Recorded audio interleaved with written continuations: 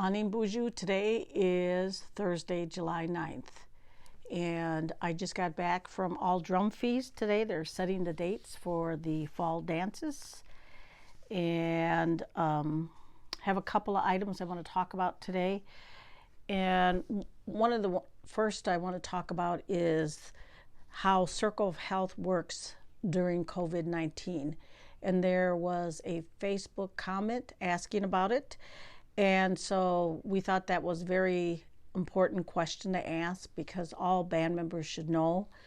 And if you don't, maybe you'll be able to get pertinent information today and also call the Health and Human Services for more information.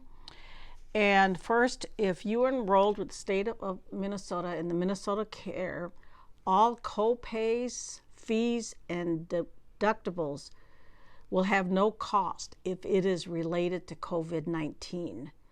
And that is for American Indian people and their households. And if you have purchased private insurance through MNsure, all 4 medical insurance companies that sell health insurance plans through the state are waiving the co-pays, the co-insurance, and deductibles for in-network coverage for COVID-19. There should be no cost for COVID health care, including any hospitalization. If you're a band member, no matter who you have your insurance with, Circle of Health is available to assist with any cost that your insurance policy does not cover. So Circle of Health is not the health insurance, it is the safety net. It's a special benefit that the band provides to its members, and we're not too sure if any other tribes provide this kind of safety net. So after your insurance policy pays out everything it will cover, the remaining balance can be submitted to the Circle of Health to see if it is eligible for reimbursement. And we talked about the Net Revenue Allocation Schedule, and there's a quick copy of it right there. I put it on my door, and if you see under the Revenue Allocation Plan that 5% is allocated to the Circle of Health, and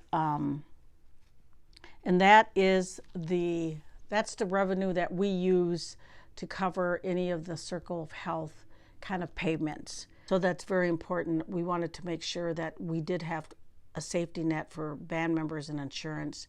And we're hoping that all of you have insurance. And if you don't, please call the Circle of Health office or Health and Human Services, 320-532-4163. And that's the general number. And just to make sure that we get you covered.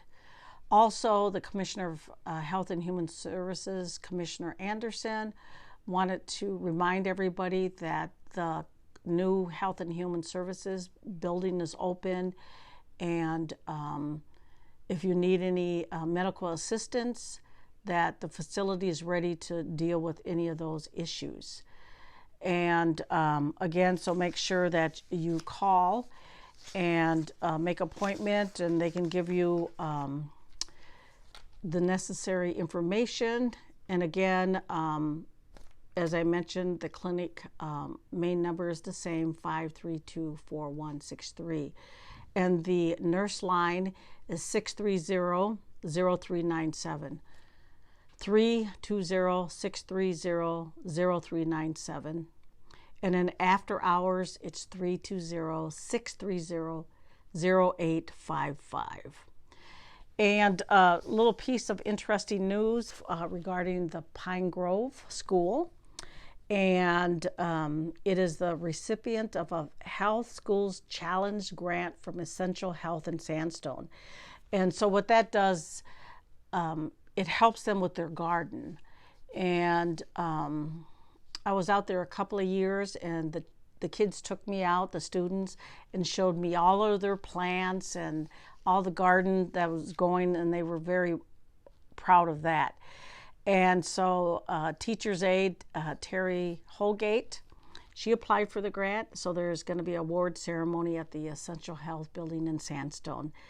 And when we think about that, it's that school garden is used as a teaching tool as well. And it also, the kids get to take some of the produce home, so that's pretty good too. And it's really proud of the children for that. And urban band member Kelly Miller, I want to do a shout out to Kelly. And she actually met with Governor Walz and Lieutenant Governor Flanagan to speak on how her work as the director of the Department of Indian Works and St. Paul Area Council on Churches. And they partner with the urban area food shelves to address hunger solutions for the Twin Cities Native community. And so really proud of her and her being the director, and her commitment to helping Shinabe in the urban area. And so miigwech, Kelly, for your commitment. And I'm glad that you were able to meet with the Lieutenant Governor and the Governor and educate them more on that issue. So that was pretty cool. And statistics, this time around, mainly the same. We haven't changed here on the reservation. Some of the counties, they're increasing like one every couple of days. And so we have to be, again, concerned about that. I know I sound like a broken record.